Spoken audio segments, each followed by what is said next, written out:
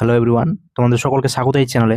তোমরা যারা ক্লাস 12-এ পড়ছো এবং যাদের সামনেই সেপ্টেম্বর মাসে সেমেস্টার 3 পরীক্ষা রয়েছে, তোমাদের সেমেস্টার 3 পরীক্ষায় বাংলা বিষয় থেকে একটা কবিতা রয়েছে, তার সঙ্গে লেখক হচ্ছেন পাবলো নেরুদা। ইনি বিদেশি লেখক, চিলির একজন লেখক। তো তার কবিতাটা দেওয়া রয়েছে তোমাদের সিলেবাসে, তার সঙ্গে কবিতা সেমেস্টার 3 পরীক্ষার জন্য। তো এই কবিতাটা এই ভিডিওর মধ্যে আজকে আমরা আলোচনা করব। তো অবশ্যই চ্যানেলে যারা নতুন আছে চ্যানেলটাকে সাবস্ক্রাইব করে দিও এমন ভিডিও পাওয়ার জন্য। তো এই কবিতাটা তোমাদের এখানে আলোচনা করা হবে লাইন বাই লাইন, এবং এর সাথে 25টা কোশ্চেন এখানে রাখা হয়েছে এই কবিতা থেকে, যেগুলো আলোচনা করা হবে। তো অবশ্যই যারা ভিডিওর মাধ্যমে আছো, আশা করি তোমাদের এই উপকারে লাগবে এই ভিডিওটা। চলো আমরা বেশি কথা না বলে এখান থেকে ভিডিওটা শুরু করি এবং আলোচনার মধ্যে যাই। তো তার সঙ্গে কবিতাটা লিখেছেন পাবলো নেরুদা। তো পাবলো নেরুদা যিনি কবি রয়েছেন, এই কবি সম্পর্কে আমরা বিশেষ কিছু আলোচনা করব। কবির সম্পর্কে প্রথমে আমাদের জানতে হবে, কারণ এই কবি থেকে আমাদের অনেকগুলো প্রশ্ন দেওয়া থাকবে। তো তার সঙ্গে লেখা কবি যিনি রয়েছেন, কবিতাটার কবি, তিনি হচ্ছেন পাবলো নেরুদা। জন্ম হচ্ছে 1904 সালে এবং প্রয়াত অর্থাৎ তিনি মারা গিয়েছেন 1973 সালে। পাবলো নেরুদা একজন চিলির কবি ছিলেন। ম্যাপে তোমরা দেখতে পাচ্ছ চিলি দেশটা মূলত দক্ষিণ আমেরিকার একটা দেশ। এই দক্ষিণ আমেরিকায় চিলি দেশে তিনি বাসিন্দা ছিলেন। এরপর হচ্ছে তিনি বিখ্যাত কবি এবং বিশিষ্ট রাজনীতিবিদ ছিলেন। তার জন্ম হচ্ছে 1900 সালের 12 জুলাই তারিখে। তার আসল নাম, এটা কিন্তু পরীক্ষায় তোমাদের জিজ্ঞেস করবে, তার পুরো নাম কি।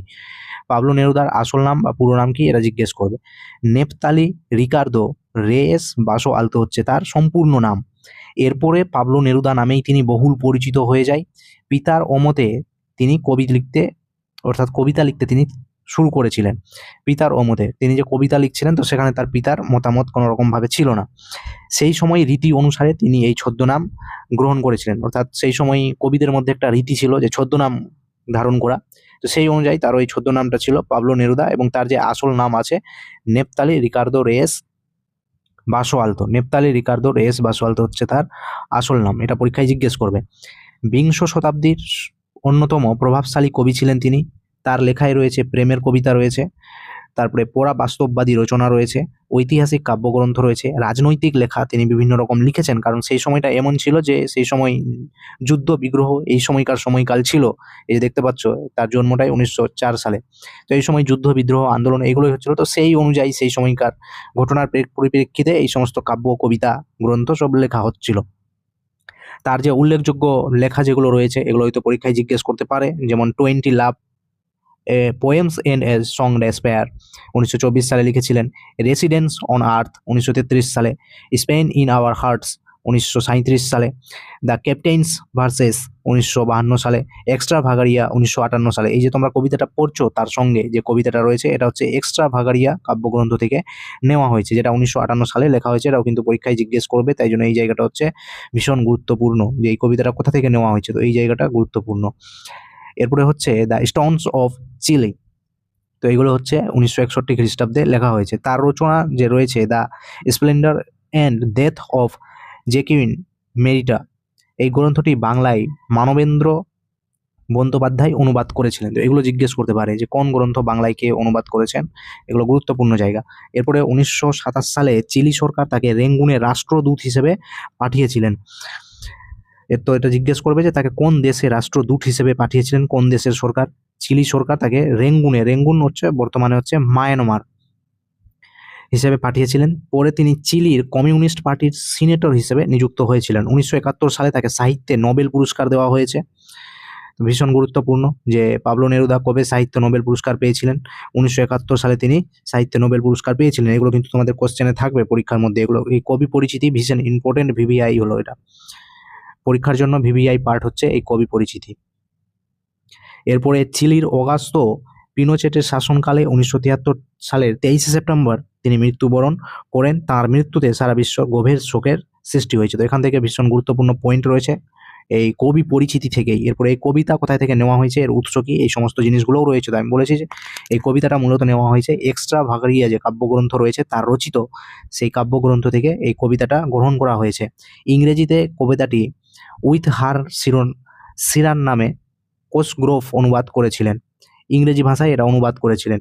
এর মূল যে কবিতা রয়েছে সেটা হচ্ছে স্প্যানিশ ভাষায় রচিত, এবং সেই কবিতাটা হচ্ছে কন এল্লা এই হচ্ছে কবিতার মূল লেখা স্প্যানিশ ভাষায়, এবং স্প্যানিশ ভাষা থেকে ইংরেজিতে অনুবাদ করেছেন সিরান কোসগ্রোভ, এবং এটা পোয়েট্রি আয়ারল্যান্ড পত্রিকায় প্রকাশিত করা হয়েছিল। এগুলোও জিজ্ঞেস করবে এই কবিতাটা কোথায় কবে কখন প্রকাশ করা হয়েছিল, স্প্যানিশ ভাষায় এর যে মূল কবিতা রয়েছে সেটার নাম কি, এবং ইংরেজিতে কে অনুবাদ করেছেন, ইংরেজিতে কি নাম রয়েছে, উইথ হার, এবং উইথ হারের যে বাংলা অনুবাদ সেটা কি হয়, উইথ মানে হচ্ছে সঙ্গে আর হার মানে হচ্ছে তার, তো তার সঙ্গে হচ্ছে এই বাংলা অনুবাদ করেছেন আমাদের শক্তি চট্টোপাধ্যায়। এই কবিতাটাকে এই তার সঙ্গে নামে বাংলায় অনুবাদ করেছেন বাঙালি কবি শক্তি চট্টোপাধ্যায়, এটি বাংলায় অনুবাদ করেন।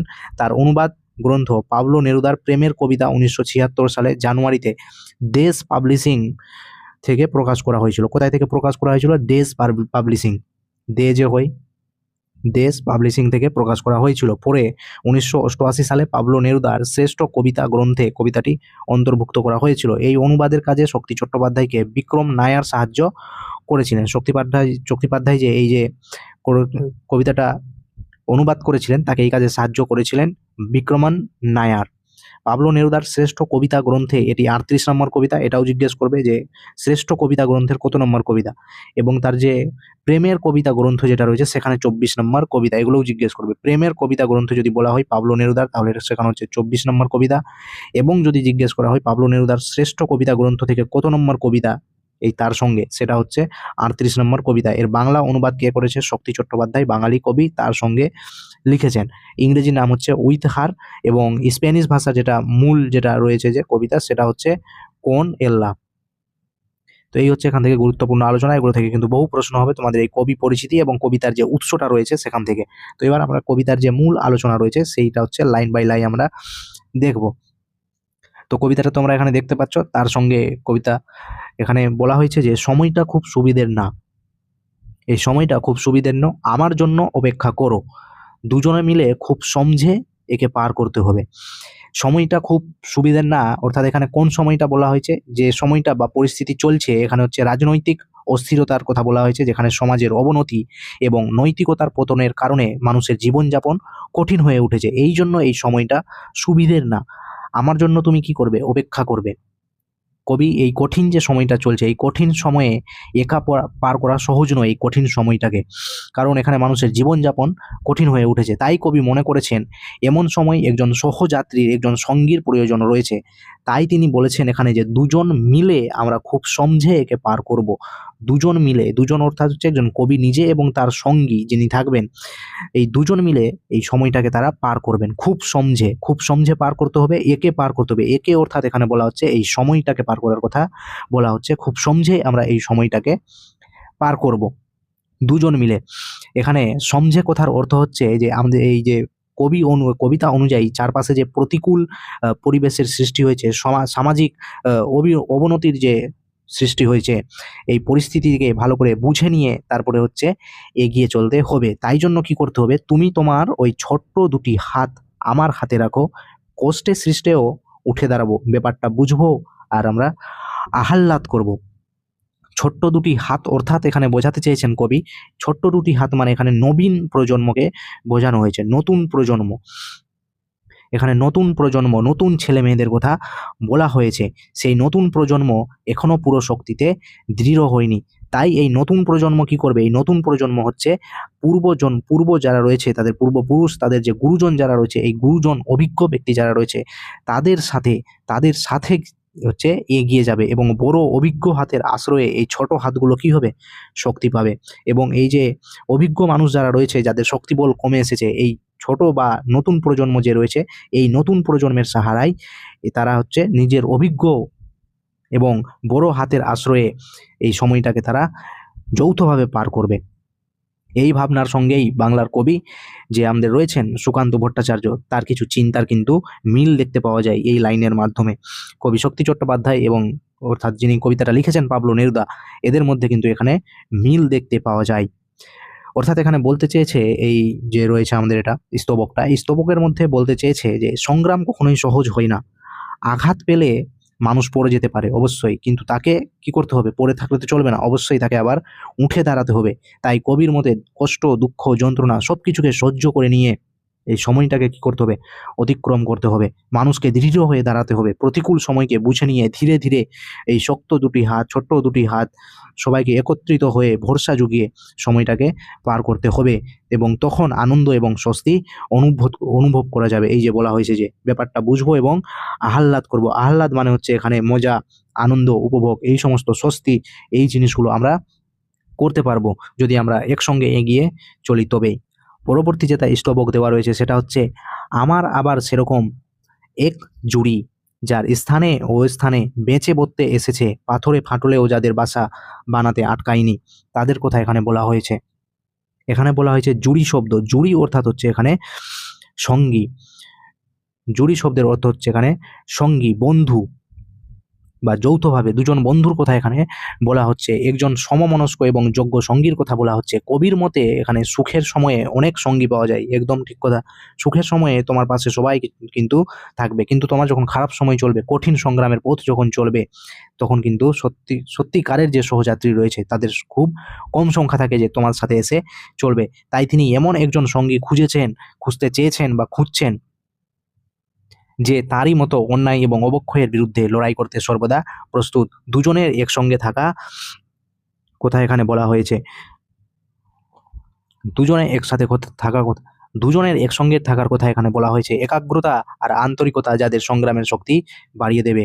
কবি আরও এখানে বোঝাতে চেয়েছেন যে অস্থির এবং প্রতিকূল সময় যেটা রয়েছে, এই যেখানে বলা হয়েছে যে স্থানে ও স্থানে যারা বেঁচে বর্তে এসেছে, অর্থাৎ অস্থির প্রতিকূল সময়ে যারা কোনো জায়গাতেই পুরোপুরি নিরাপদ বা স্থায়ী নয়, তবুও নানা রকম বাধা, অনিশ্চয়তার মাঝেও মানুষকে বেঁচে থাকার চেষ্টা কিন্তু চালিয়ে যেতে হয়। তো সেই কথাই এখানে কবি বলেছেন যে স্থানে অস্থানে বেঁচে বর্তে এসেছে, পাথরে ফাটলেও যাদের বাসা বানাতে আটকায়নি।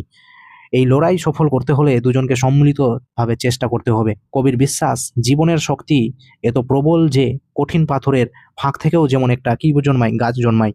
অবশ্যই বীজ যদি পড়ে, তাহলে সেই ফাটল যদি থেকে থাকে, তাহলে সেই ফাটলের আঁকড়ে ধরে গাছের যে মূল থাকে, সেই মূলগুলো হচ্ছে ফাটলের মধ্যে প্রবেশ করে গিয়ে সেখান থেকে যেমন গাছ জন্মাতে পারে একটা ফাঁক পেলে, তেমনি কঠিন পরিস্থিতিতেও মানুষ টিকে থাকতে পারে। অর্থাৎ জীবনকে সত্যি ভালোবাসলে প্রতিকূল সময়েও সঙ্গে লড়াই করে বেঁচে থাকা সম্ভব।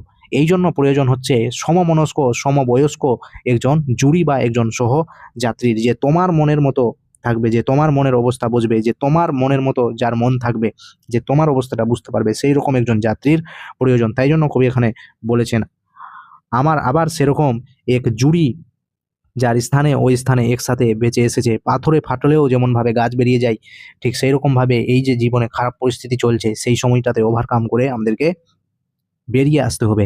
সময়টা মোটেই সুবিধার নয়। রোসো আমার জন্যে দাঁড়াও, কাকে ঝুড়ি নাও, শাবল নাও, জুতো পরো, কাপড় চোপড় সঙ্গে নিয়ে নাও, যা পারো। এই কবিতায় কবি যে অশান্ত এবং অস্থির সময়ের কঠিন বাস্তবতার কথা তুলে ধরেছেন, সেটা এই স্তবকের মধ্যেই বোঝা যাচ্ছে। সেই সময় সাধারণভাবে জীবন কাটানো সম্ভব নয়, যখন তোমার প্রতিকূল সময় চলছে, একা এগিয়ে যাওয়াটাও কঠিন। তাই জন্য কবি বলেছেন যে রোসো অর্থাৎ হচ্ছে আমার জন্য দাঁড়াও, আমার জন্য অপেক্ষা করো, আমাকে ছেড়ে যেও না। এই বাধা দূর করতে যদি হয়, তাহলে দুজনকে একসঙ্গে কাজ করতে হবে। তাই জন্য কবি ঝুড়ি এবং শাবল নেওয়ার কথা এখানে প্রতীকী অর্থে বুঝিয়েছেন। অর্থাৎ হচ্ছে কবি যে সামনে যে খারাপ সময় চলছে, খারাপ পরিস্থিতি আরও আসতে চলেছে, তাই জন্য সব রকমভাবে প্রিপারেশন নিতে চাইছে। তাই জন্য বলতে চাইছে, কাঁখে ঝুড়ি নাও, শাবল নাও। সব রকমভাবে এখানে প্রিপারেশনের কথা বলা হয়েছে। শাবল দিয়ে যেমন কঠিন মাটি ভাঙা হয়, তেমনি দৃঢ়ভাবে বাধা দূর করতে হবে। আর ঝুড়িতে আবর্জনা ভরে ফেলে দেওয়ার মতো সমাজের ক্ষতিকর জিনিসগুলো সরাতে হবে। তাই জন্য কবি এখানে এই শব্দগুলো প্রতীকী হিসেবে ব্যবহার করেছেন। এখানে জুতো পরার কথাও বলা হয়েছে, জুতো পরো, কাপড় চোপড় সঙ্গে নাও, যা পারো। জুতো পরার কথাও এখানে বলা হয়েছে। কারণ কি? এগুলো হচ্ছে সুরক্ষা। সামনে যে আরো খারাপ সময় আসছে, সেগুলোরই প্রস্তুতি নেওয়া হচ্ছে। এগুলো হচ্ছে সুরক্ষার প্রতীক। কঠিন পথে চলার জন্য নিজেকে সবসময় প্রস্তুত করা প্রয়োজন। নিরাপদ আশ্রয় ছেড়ে সামান্য প্রয়োজনীয় জিনিস নিয়ে সংগ্রামের পথে বেরিয়ে পড়তে হবে। এইগুলো দিয়েই কবি এই কঠিন পরিস্থিতিকে বোঝাতে চেয়েছেন। ও ভবিষ্যৎকে ভালো করতে হলে একসঙ্গে আমাদের কি করতে হবে? সংগ্রাম করতে হবে, সংঘর্ষ করতে হবে। আর সেই পথে কোনো রকম বিলাসিতা বা কোনো রকম আরাম চলবে না, বরং সেখানে চলবে আমাদের সাহস, দৃঢ় সংকল্প, মনোবল, নিজের উপরে আত্মবিশ্বাস। তারপরেই আমরা এই কঠিন সময়কে কি করতে পারবো? পার করে আসতে পারবো এই স্তবক দ্বারা। এই কথাই কবি এখানে বলতে চেয়েছেন। পরবর্তীতে রয়েছে, এখন আমাদের একে অপরকে লাগবে অবশ্যই। একা একা যেমন কখনো কোনো কাজ হয় না, তাই জন্য কবি এই চতুর্থ স্তবকে বলেছেন যে কঠিন সময়কে পার করার জন্য মানুষের একে অপরের কি হয়, সাহায্যের প্রয়োজন হয়। কখনো কাউকে বিপদে ফেলে দিয়ে কি ছেড়ে যাওয়া যায়? যায় না। অবশ্যই মানুষকে মানুষের সাহায্যে আসতে হবে, একে অপরকে সাহায্য করতে হবে, শুধু কার্নেশন ফুলের জন্য না। কার্নেশন ফুল আর মধু খোঁজা এখানে শান্ত ও সুখের জীবনের প্রতীকের কথা বলা হয়েছে। এই পরিস্থিতি যে রয়েছে, প্রতিকূল পরিস্থিতি মোকাবিলা করা সম্ভব নয়। কবি বলেছেন তাদের একত্র হতে, এবং কেবল সৌন্দর্য বা আনন্দের জন্য নয়, শুধু তালাশের জন্যও না, আমাদের দুজনের হাতগুলো লাগবে সব ধুয়ে মুছে আগুন বানাবার জন্য। কঠিন পরিস্থিতি তাই প্রয়োজন হচ্ছে আমাদের শক্তি এবং ঐক্য, আর সেই শক্তিটা লাগবে এই দুজন মিলে যখন আমরা একসাথে কাজ করব। একা একা কখনো হচ্ছে এই কঠিন পরিস্থিতিকে পরাস্ত করা সম্ভব নয়। তাই জন্য আমরা কি করব, দুজন মিলে একসঙ্গে আসব, আর দুজন মিলে আমাদের কাছে যা রয়েছে, আমাদের যা রয়েছে সম্বল, সেই দিয়ে আমরা এই জিনিসটাকে পার করার চেষ্টা করব। যার জন্য এখানে বলেছে সব ধুয়ে মুছে আমাদেরকে কি করতে হবে, আগুন তৈরি করতে হবে। অর্থাৎ নিজেকে এখানে শক্তিশালী কথার কথা বলা হয়েছে। পরিস্থিতি কঠিন, তাই প্রয়োজন হচ্ছে শক্তি এবং ঐক্য। এই কারণেই কবি বলেছেন যে দুজনের হাত এখানে দরকার, এবং সবকিছু ধুয়ে মুছে আমরা কি করব, আগুন বানাবো। কিভাবে? সমাজের খারাপ আর অবক্ষয়ী বিষয়গুলো সরিয়ে ফেলতে হবে, তারপরেই কবি এখানে আগুন বানানোর কথা বলেছেন। এই যে সুবিধের নয় সময় মাথা যতই উঁচু করুক, আমরা আমাদের চার হাত চার চোখ একে জুজুবই। একে অর্থাৎ হচ্ছে এই যে খারাপ সময় যেটা চলছে, এই খারাপ সময়কে কবি হচ্ছে তাদের যে দুজনের যে চারটা হাত এবং দুজনের যে চারটা চোখ, কবি আর তার সহযাত্রী যিনি রয়েছেন, সাহস নিয়ে মাথা উঁচু করে দাঁড়াতে চান। তারা অন্যায়, দুর্নীতি আর অনৈতিকতার সামনে কখনো তারা মাথা নত করতে চান না। কবির লড়াইয়ে একা থাকা নয়, বরং একসঙ্গে থাকা প্রয়োজন, এই কথাই বারবার কিন্তু বলতে চেয়েছেন। তাই কবি এখানে বলেছেন যে আমাদের যে চারটা হাত রয়েছে এবং চারটা চোখ রয়েছে, সবসময় আমরা এই দুর্বল শক্তি যেগুলো রয়েছে, খারাপ শক্তি, সেগুলোর বিরুদ্ধে আমরা লড়াই করব। অর্থাৎ দুজন মানুষ যদি আমরা এক হয়ে যাই, তাহলে শক্তি বাড়িয়ে আমরা সংগ্রাম করতে পারবো। এইভাবে কবি বোঝাতে চেয়েছেন ঐক্য এবং সাহস থাকলে যে কোনো প্রতিকূল সময়ে মোকাবিলা করা সম্ভব হবে। একসঙ্গে লড়াই করলে কঠিন সময়কেও আমরা জয় করে নিতে পারি, এবং সেই সময়টা তারপরেই আসবে একটা ভালো এবং স্বস্তির সময়, যেখানে আমরা কি করব, আহ্লাদ করব। তো এইগুলো কবি এখানে বলতে চেয়েছেন যে আমাদের সামনে যতই কঠিন এবং খারাপ পরিস্থিতি আসুক না কেন, সবসময় আমরা একে অপরকে সাহায্য করব, এবং সঙ্গী যিনি থাকবেন তিনি অবশ্যই সাহায্য করবেন, দুজন দুজনকে সাহায্য করবেন, চার হাত এক মিলিয়ে কাজ করতে হবে। এখানেই কবি এই জিনিসগুলো বোঝাতে চেয়েছেন। তো আশা করছি তোমাদের বোঝা গেছে, এবং যারা বুঝতে পারোনি তারা অবশ্যই আবার এই কবিতাটাকে শোনো। তো এই জিনিসগুলো এখানে বলা হয়েছে। এরপরে হচ্ছে তোমাদের এখানে কয়েকটা প্রশ্ন রেখেছি, এই যে অনুবাদ করেছেন আমাদের শক্তি চট্টোপাধ্যায় কবিতাটিকে অনুবাদ করেছেন। এরপরে তোমাদের এখানে কয়েকটা প্রশ্ন রাখা হয়েছে, 25টা মতো এমসিকিউ। এক্ষুনি আমরা কবিতাটা বললাম, এবার এক্ষুনি আমরা হচ্ছে এখান থেকে এমসিকিউ সলভ করে নেব। তো এখানে প্রথম প্রশ্ন দেওয়া রয়েছে যে তার সঙ্গে কবিতাটির কবিকে, এই আসল কবিতা যেটা লিখেছেন সেটা হচ্ছে পাবলো নেরুদা। এর যদি পুরো নাম জিজ্ঞেস করে তাহলে নেপতালি রিকার্দো রেস বাসোয়ালদো হচ্ছে এর পুরো নাম। পরবর্তী প্রশ্ন এখানে রয়েছে তার সঙ্গে কবিতাটি বাংলায় অনুবাদ করেছেন কে? তার সঙ্গে কবিতাটি আমরা দেখলাম যে বাংলায় অনুবাদ যিনি করেছেন তিনি হচ্ছেন আমাদের শক্তি চট্টোপাধ্যায় মহাশয়। 2 এর ক হয়ে যাবে এখানে সঠিক উত্তর। বাংলায় যিনি অনুবাদ করেছেন তিনি হচ্ছেন শক্তি চট্টোপাধ্যায়, এবং যিনি ইংরেজিতে অনুবাদ করেছিলেন তার নাম কি হবে, এখনই কিন্তু তোমাদের বলা হয়েছে তার নাম কি হবে। তোমরা এখানে এটা হচ্ছে কমেন্ট বক্সে অবশ্যই কমেন্ট করে জানাবে। পরবর্তী প্রশ্ন 3 নম্বরে, তার সঙ্গে মূল কবিতাটি যে ভাষায় রচিত, মূল কবিতা যেটা রয়েছিল, যেটা হচ্ছে আমাদের পাবলো নেরুদা যেটি লিখেছিলেন, সেটা কোন ভাষায় রচিত ছিল? স্প্যানিশ ভাষায় রচিত ছিল, স্পেনের ভাষায় লেখা ছিল, যার নাম ছিল কন এল্লা। এবং এর ইংরেজি ভাষায় কি নাম ছিল এবং ইংরেজিতে কে অনুবাদ করেছে, এটা তোমরা অবশ্যই কমেন্ট বক্সে জানাবে। এর ফলে তোমাদের পড়াটা রিভিশন হবে। পরবর্তী প্রশ্ন, পাবলো নেরুদার কোন গ্রন্থ থেকে এই কবিতাটা নেওয়া হয়েছে? এটা হচ্ছে এক্সট্রা ভাগারিয়া কবিতা থেকে এই জিনিসটা, অর্থাৎ এই কবিতাটা, এটা কাব্যগ্রন্থ হচ্ছে এক্সট্রা ভাগারিয়া কাব্যগ্রন্থ থেকে এই যে তার সঙ্গে কবিতা, এটা হচ্ছে নেওয়া হয়েছে, এবং এর ইংরেজি নাম যেটা রয়েছে উইথ হার, ইংরেজি নাম হচ্ছে উইথ হার।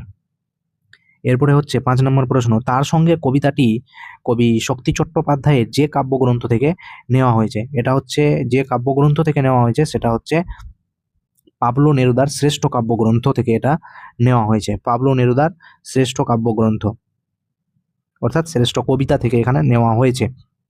তো এই হচ্ছে শ্রেষ্ঠ কবিতা থেকে এখানে নেওয়া হয়েছে। পরবর্তী প্রশ্ন 6 নম্বর, একে পার করতে হবে, কবির মতে কাকে পার করতে হবে? পার করতে হবে কাকে? মানুষকে, সময়কে, সম্পর্ককে না অপরিচয়কে।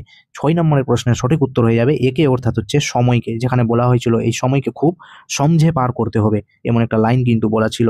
7 নম্বর প্রশ্ন হচ্ছে কবি সময়টি সুবিধা নয় বলে তার সঙ্গীকে অপেক্ষা করতে বলেছেন। কার জন্য এখানে অপেক্ষা করতে বলেছেন? কবির জন্য অপেক্ষা করতে বলেছেন, ভালো সময়ের জন্য অপেক্ষা করতে বলেছেন, সুযোগের জন্য অপেক্ষা করতে বলেছেন, নাকি শান্ত থাকার জন্য এখানে অপেক্ষা করতে বলেছেন? তো এই সময়টা সুবিধা নয়, তাই জন্য তার সঙ্গীকে অপেক্ষা করতে বলেছেন। কবির জন্য ওখানে ছিল রোশো, অপেক্ষা করো, দাঁড়াও, এরকম একটা লাইন ছিল। তো অর্থাৎ কবির জন্য অপেক্ষা করতে বলেছেন, যাতে তারা একসঙ্গে এই সময়টাকে পার করতে দুজনে মিলে যেন এগিয়ে আসতে পারে। দুজনে মিলে খুব ডেস করে একে পার করতে হবে। এই শূন্য স্থানটাই কি হবে? একটু আগেই বললাম, দুজনে মিলে খুব সমঝে এই সময়টাকে পার করতে হবে। সঠিক উত্তর হয়ে যাবে অপশন খ। পরবর্তী প্রশ্ন, ব্যাপারটা বুঝবো ডেস করব, শূন্য স্থানে কি হবে? শূন্য স্থানে অবশ্যই যেটা হবে তোমরা কমেন্ট বক্সে অবশ্যই জানাবে, তারপরে আমি উত্তর তো বলছি। ব্যাপারটা খুব তারপরে এখানে খুব ডেস করব, আহ্লাদ করব বলেছিল, আনন্দ করব এমন কোথাও আমরা দেখতে পাইনি। সৃষ্টি বা সঙ্গত এই শব্দগুলো কোথাও কিন্তু ছিল না। এখানে ছিল যে তারপরে হচ্ছে আহ্লাদ করব, এমন একটা ছিল। ব্যাপারটা বুঝবো, তারপরে ছিল কমা, তারপরে হচ্ছে আহ্লাদ করব, এমন একটা লাইন ছিল। পরবর্তী হচ্ছে 10 নম্বর কোশ্চেন, আমার হাতে রাখো, কবি রাখতে বলেছেন। কি রাখতে বলেছেন? আমার হাতে রাখো একটি ফুল, প্রিয়তমার একটি হাত, প্রিয়তমার দুটি ছোট্ট হাত, নাকি প্রিয়তমার দেওয়া উপহার? তো 10 নম্বর কোশ্চেনের উত্তর হয়ে যাবে সঠিক উত্তর তোমার ওই ছোট্ট দুটি হাত। এই ছোট্ট দুটি হাতের কথা কিন্তু কবিতার মধ্যে বলা রয়েছে। তো সঠিক উত্তর হয়ে যাবে অপশন গো। পরবর্তী প্রশ্ন হচ্ছে 11 নম্বর। 11 নম্বর প্রশ্ন হচ্ছে, তার সঙ্গে কবিতায় কবির সঙ্গে নিতে বলেছেন, কি নিতে বলেছেন? কবির সঙ্গে কি নিতে বলেছেন? তার যে সঙ্গী ছিল কি নিতে বলেছিলেন? ঝুড়ি, শাবল, প্রিয়তমা, তীর-ধনুক, না কোদাল কাস্তে? কোদাল কাস্তে তো ছিল না। এরপরে হচ্ছে তীর-ধনুক তো ছিল, আর প্রিয়তমা তো গল্পের মধ্যে ছিলই। তো প্রিয়তমাকে যেটা নিতে বলেছিলেন তার সঙ্গীকে, সেটা হচ্ছে ঝুড়ি এবং শাবল নিতে বলেছিলেন। 11 নম্বরের সঠিক উত্তর হয়ে যাবে অপশন কো। নেক্সট 12 নম্বর, স্তম্ভ মেলাতে বলেছে যে তুমি, এখানে তুমি বলতে এখানে কি বোঝানো হয়েছে? তো তুমি বলতে এখানে হয়ে যাবে এই যে ছোট্ট দুটি হাত, এটা হয়ে যাবে এ। পরবর্তীটা হচ্ছে সময়, সময়টা কেমন নয়? এই সময়টা হচ্ছে সুবিধের নয়, এই সময়টা সুবিধের নয়, তো এটা হয়ে যাবে বি। এবং আমি তোমার জন্য অপেক্ষা করব, এরপরে হচ্ছে দুজনে। তো এর যেটা সঠিক উত্তর হচ্ছে সেটা হচ্ছে অপশন সি, অর্থাৎ একের সাথে হচ্ছে মিল করবে 3 নম্বর, এবং বি এর সাথে যেটা আছে সেটা হচ্ছে 1 নম্বর, অলরেডি দেখানো হয়ে গেছে। অপশন সি অপশন যেটা রয়েছে, আমি হচ্ছে এখানে তোমার জন্য অপেক্ষা করব, এবং দুজনে মিলে খুব সমঝে এই সময়টাকে আমরা পার করব, এমনটা কিন্তু বলা হয়েছিল এগুলো কবিতাতে। পরবর্তীতে যেটা রয়েছে 13 নম্বর প্রশ্ন, তুমি তোমার ওই ছোট্ট দুটি হাত আমার হাতে রাখো। এখানে তুমি বলতে কাকে বলা হয়েছে? তুমি বলতে এখানে কবির প্রিয়জনকে বলা হয়েছে, তার সঙ্গীকে বলা হয়েছে তুমি বলতে। পরবর্তী প্রশ্ন, তার সঙ্গে কবিতায় কবি শাবল, ঝুড়ি ও কাপড় চোপড় নিতে বলেছেন, কিসের জন্য? বিদেশ ভ্রমণ করার জন্য মোটেই নয়, পালিয়ে যাওয়ার জন্য মোটেই নয়, কুঁয়ো খনন করার জন্য মোটেই নয়। এগুলো প্রতীকী হিসেবে ব্যবহার করেছিল যে আমাদেরকে প্রস্তুতি নিতে হবে, কিসের জন্য? সামনে যে খারাপ সময় আসছে, লড়াই যে করতে হবে আমাদের এই সময়ের সঙ্গে, সেই জন্য আমাদের প্রস্তুতি নিতে হবে। এই কবিতায় কিন্তু কবি এই কথা বলেছেন। সত্য মিথ্যা নির্ণয় করো। তো সত্য মিথ্যা হচ্ছে এখানে যে তুমি তোমার ওই বলিষ্ঠ দুটি হাত আমার হাতে রাখো, বলিষ্ঠ দুটি হাতের কথা ছিল না, এখানে ছিল ছোট্ট দুটি হাত। ছোট্ট দুটি হাত হচ্ছে ছিল, তো বলিষ্ঠ হাতের কথা এখানে ছিল না, অর্থাৎ এটা হয়ে যাবে মিথ্যা। পরবর্তী, স্থানে ওই স্থানে বেঁচে পড়তে থাকা হয়েছে। স্থানে ওই স্থানে এখানে বেঁচে পড়তে থাকার কথা বলা হয়েছে। হ্যাঁ, ঠিক কথা এটা। কাঁখে কলসি নাও আর কুঠার নাও, কুঠার নেওয়ার কথা বলা হয়নি, আমাদের দুজনের হাতগুলোই লাগবে, ঠিক। তো এটা হয়ে যাচ্ছে প্রথমটা ভুল, 2 নম্বর ঠিক, 2 নম্বর ঠিক, তৃতীয়টাও হচ্ছে ভুল, তৃতীয়টা ভুল। এটাই অপশন অনুযায়ী অপশন এ হচ্ছে সঠিক, কিন্তু পরবর্তীতে আরো রয়েছে কিনা আমরা দেখব। মিথ্যা সত্য, মিথ্যা সত্য, মিথ্যা মিথ্যা মিথ্যা সত্য, ভুল ভুল, মিথ্যা সত্য ভুল, সত্য ভুল। তো প্রথমটাই হচ্ছে ঠিক।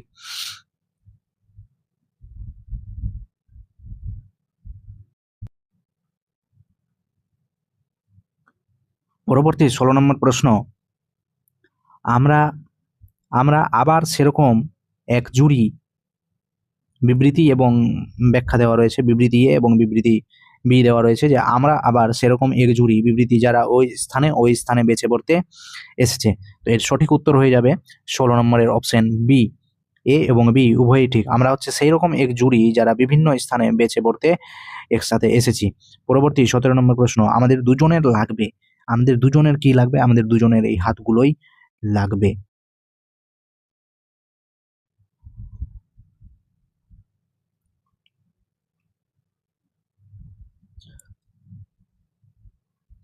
পরবর্তী প্রশ্ন হচ্ছে আগুন জ্বালানোর জন্য লাগবে।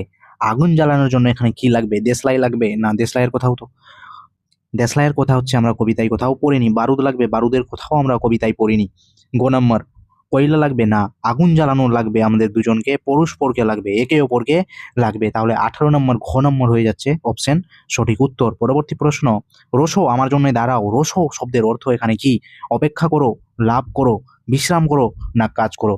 19-এর ক হয়ে যাবে এখানে সঠিক উত্তর। রোসো আমার জন্যই দাঁড়াও। রোসো মানে হচ্ছে এখানে অপেক্ষা করার কথা কবি বলেছেন তার প্রিয়তমকে বা তার সঙ্গীকে।